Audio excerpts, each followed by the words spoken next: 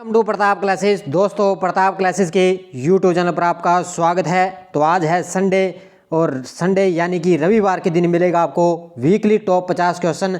आज हम चर्चा करेंगे 14 नवंबर से लेकर 20 नवंबर तक। और पीछे हमने एक सप्ताह में सुबह इंडिया करंट में पढ़ा, तो संडे के दिन आपको इसका वीकली टॉप 50 क्वेश्चनों का रिवीजन मिलता है। तो जल्दी से सारे विद्यार्थी वीडियो को लाइक शेयर करते रहना, और जो भी विद्यार्थी हमारे इस चैनल पर नहीं है तो जरूर चैनल को सब्सक्राइब करें और इसके पास लगे बेल आइकन का घंटा दबाएं, ताकि हम जैसे वीडियो अपलोड करें उसका नोटिफिकेशन आप तक पहुंच जाएगा। और संडे के दिन आपको वीकली मिलता है, जो आगे CET का एग्ज़ाम उसके लिए वीडियो आपके लिए रामबाण साबित होगा। तो सभी विद्यार्थियों को गुड मॉर्निंग। स्टार्ट करते हैं, और साथ साथ में मुझे लाइव कॉमेंट बॉक्स में जवाब भी आपको देना है। पहला क्वेश्चन देखिए, हाल ही में किस देश ने T20 वर्ल्ड कप जीता है? बड़ा ही शानदार क्वेश्चन। तो किस देश ने T20 वर्ल्ड कप जीता? ये जीता है इंग्लैंड ने। क्या है? पाकिस्तान को हराकर अंतिम में इंग्लैंड ने T20 जीता है, पाकिस्तान को हराया। अगर आपसे पूछे T20 का जो खिताब है वो तो इंग्लैंड ने जीत लिया। अगर आपसे पूछे जी वनडे का खिताब किसके पास है, तो वो भी इंग्लैंड के पास है। तो दोनों का ध्यान रखना है।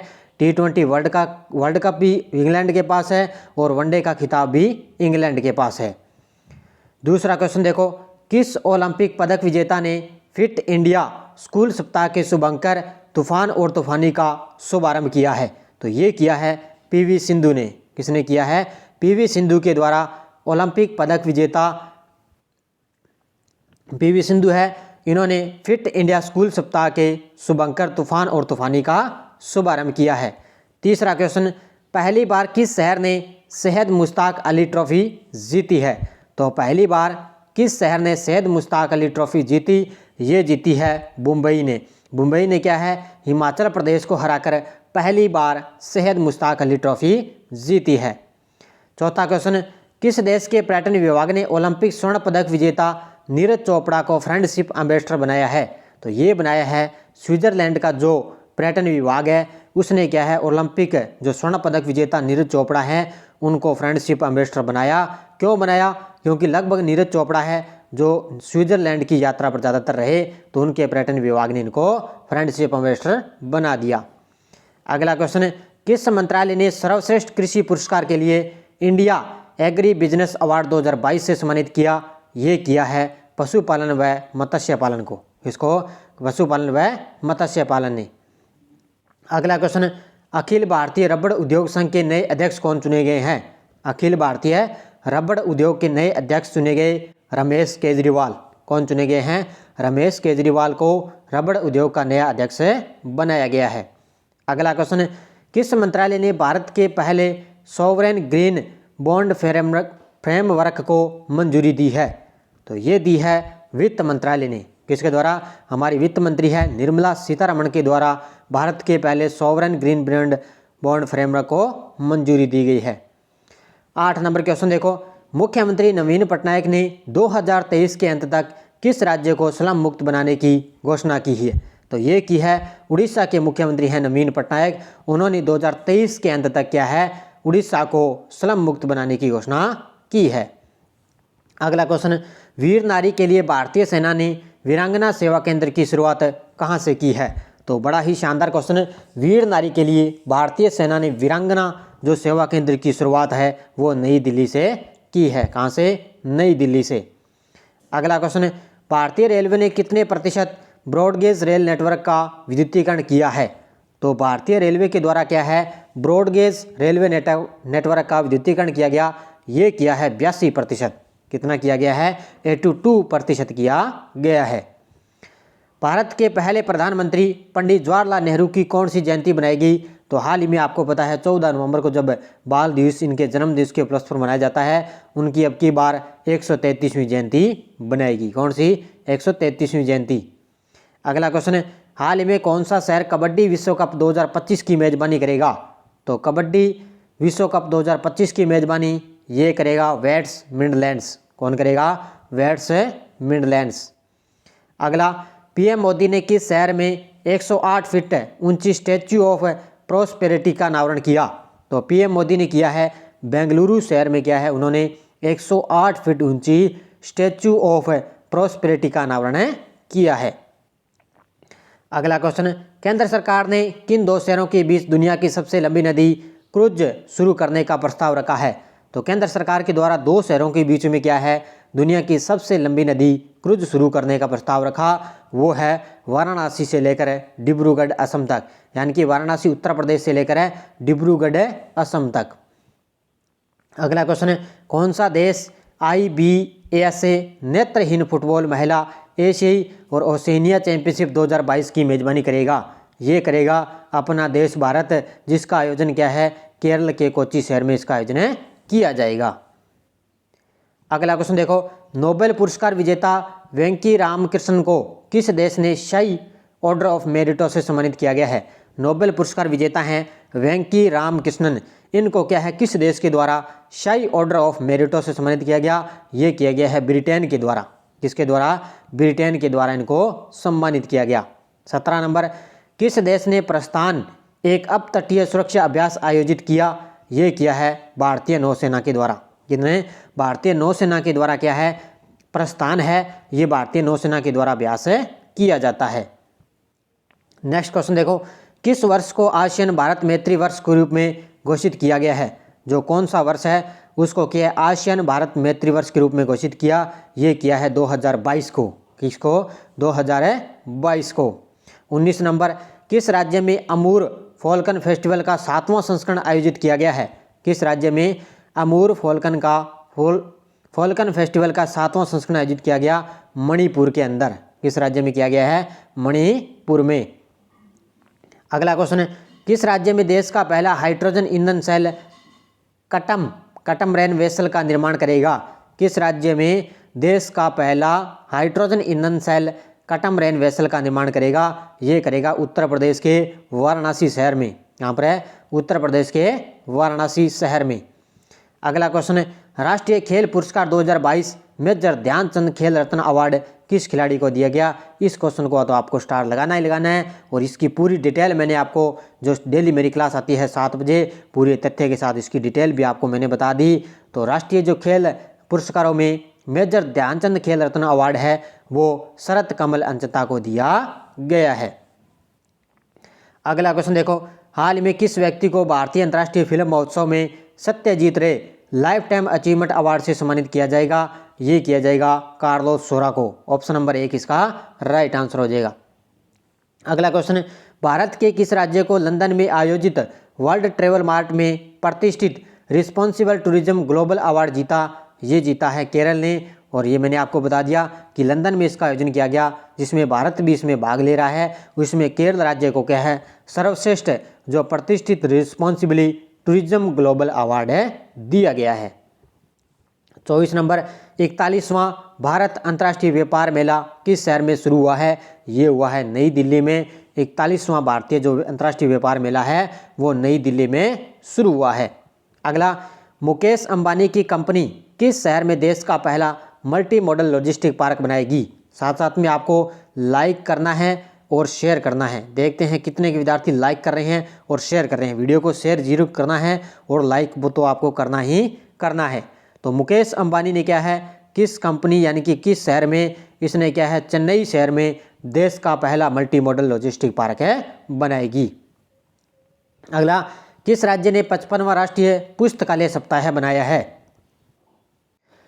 तो किस राज्य ने 55वां राष्ट्रीय पुस्तकालय सप्ताह बनाया? ये बनाया है आंध्र प्रदेश ने। किस राज्य ने बनाया? आंध्र प्रदेश ने बनाया है। अगला, किन दो भारतीय खिलाड़ियों को ICC की सबसे मूल्यवान टीम में जगह मिली है? तो ये मिली है विराट कोहली और सूर्य कुमार यादव। इन दोनों को क्या है, ICC की सबसे मूल्यवान टीम में जगह मिली है। नेक्स्ट क्वेश्चन देखो, नताशा परक मुसर किस देश की पहली महिला राष्ट्रपति चुनी गई? तो नताशा परक है मुसर जो ये चुनी गई है स्लोवेनिया की पहली महिला राष्ट्रपति चुनी गई है। संयुक्त राष्ट्र ने अनुमान लगाया है कि 15 नवंबर तक दुनिया की आबादी कितने अरब तक पहुंच जाएगी? तो संयुक्त राष्ट्र के द्वारा अभी एक रिपोर्ट आई है, उसके अनुसार अनुमान ये लगाया गया है कि 15 नवंबर तक दुनिया जो है 8 अरब तक पहुंच चुकी है, और आने वाले समय में क्या है, अब भारत 1 नंबर पर पहुंच जाएगा जनसंख्या के अंदर। इससे पहले चीन था, अब भारत 1 नंबर पे बढ़ रहा है। हाल ही में भारतीय जैविक डेटा केंद्र किस शहर में खोला गया है? तो हाल ही में भारतीय जो जैविक डेटा केंद्र है वो खोला गया है फरीदाबाद हरियाणा में। कहाँ पर खोला गया है? फरीदाबाद हरियाणा के अंदर भारतीय जैविक डेटा केंद्र खोला गया है। अगला, हाल ही में प्रसार भारती के नए सीईओ कौन बने हैं? तो प्रसार भारती के नए सीईओ बने हैं गौरव द्विवेदी। कौन बने हैं? गौरव द्विवेदी को हाल ही में प्रसार भारती के नए सीईओ नियुक्त किया है। 14 नवंबर 2022 को भारतीय ओलंपिक संघ के एथलीट आयोग के सदस्य के रूप में कौन से खिलाड़ी चुने गए? तो ये चुने गए हैं MC Mary Kom, PV Sindhu, Mirabai Chanu और गगन नारंग। इन चारों खिलाड़ियों को क्या है 14 नवंबर 2022 को भारतीय ओलंपिक संघ के एथलीट आयोग के सदस्य के रूप में चुना गया है। अगला क्वेश्चन है, कौन सा देश 2024 में अंडर 19 वर्ल्ड कप की मेजबानी करेगा? तो 2024 में अंडर 19 की वर्ल्ड कप जो मेजबानी करेगा वो करेगा श्रीलंका देश। अगला क्वेश्चन है, किस देश ने COP27 में इन आवर लाइफ टाइम अभियान लॉन्च किया है? किस देश ने COP27 में इन आवर लाइफ टाइम अभियान लॉन्च किया? ये किया है अपने देश भारत ने। किसने लॉन्च किया? अपने देश भारत ने। आसियान ने किस देश को अपने 11वें सदस्य के रूप में स्वीकार करने पर सहमति व्यक्त की है? तो आसियान का जो 11वां सदस्य देश बना है वो है तिमोर लेस्ते। कौन बना है? Timor Leste. अगला क्वेश्चन है, नवीन टेक्नोलॉजीज ने किस भारतीय खिलाड़ी को अपना ब्रांड एम्बेसडर बनाया है? तो नवीन टेक्नोलॉजी है उसने MS धोनी है जो भारतीय खिलाड़ी हैं इनको अपना ब्रांड एम्बेसडर बनाया है। अगला क्वेश्चन है, पैन इंडिया तटीय रक्षा अभ्यास सी विजिल 22 का कौन सा संस्करण आयोजित किया जा रहा है? तो पैन इंडिया तटीय रक्षा अभ्यास है उसका जो सी विजिल 22 है उसका तीसरा संस्करण आयोजित किया जा रहा है। कौन सा संस्करण है इसका? तीसरा संस्करण। अगला क्वेश्चन, किस निगम ने भारतीय जन संपर्क परिषद उत्कृष्टता पुरस्कार 2022 जीता? ये जीता है राष्ट्रीय खनिज विकास निगम ने। किसके द्वारा? राष्ट्रीय खनिज विकास निगम ने अभी हाल ही में क्या है भारतीय जन संपर्क परिषद उत्कृष्टता पुरस्कार 2022 से जीता है। राष्ट्रीय प्रेस दिवस 2022 कब बनाया गया? तो ये बनाया गया है 16 नवंबर को और अब की बार क्या है भारत में इसका 56वां जो राष्ट्रीय प्रेस दिवस बनाया गया है 16 नवंबर को। अगला क्वेश्चन, फॉर्मूला 1 रेसिंग में किस खिलाड़ी ने ब्राजीली F1 ग्रांड प्रिक्स 2022 जीता? ये जीता है जॉर्ज रसेल ने। किसने जीता है? फॉर्मूला 1 रेसिंग में जॉर्ज रसेल ने ब्राजीलियाई F1 ग्रांड प्रिक्स 2022 से जीता है। नेक्स्ट क्वेश्चन देखो, 65वें ग्रैमी अवार्ड 2023 के लिए किसे नॉमिनेट किया गया है? तो 65वें जो ग्रैमी अवार्ड है उसमें 2023 के लिए नॉमिनेट किया गया बेयोंसो को। किसको किया गया है? ऑप्शन नंबर 2 बेयोंसो को। अगला क्वेश्चन है, हाल ही में एशिया प्रशांत में सबसे बड़े डेटा सेंटर बाजारों में भारत के कौन से 3 शीर्ष पर हैं?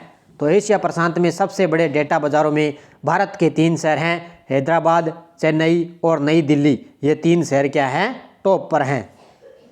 अगला क्वेश्चन है, किस संगठन ने चंद्रमा के लिए एक मिशन पर आर्टेमिस 1 रॉकेट लॉन्च किया है? किस संगठन के द्वारा चंद्रमा के लिए एक मिशन पर आर्टेमिस 1 रॉकेट लॉन्च किया? ये किया है इसरो ने। किसने लॉन्च किया? ये इसरो ने लॉन्च किया है। अगला क्वेश्चन है, कौन सा देश स्टील का विश्व का दूसरा सबसे बड़ा उत्पादक देश बना है? तो स्टील में क्या है विश्व का दूसरा सबसे बड़ा उत्पादक देश बना है अपना देश भारत। कौन सा बना है? अपना देश है भारत। अगला, हाल ही में जलवायु सुरक्षा सूची में भारत की कौन सी रैंकिंग है? तो हाल ही में भारतीय जो जलवायु सुरक्षा सूची में भारत की रैंकिंग है 8वीं रैंक। कौन सी रैंक है इसमें? 8वीं रैंक है।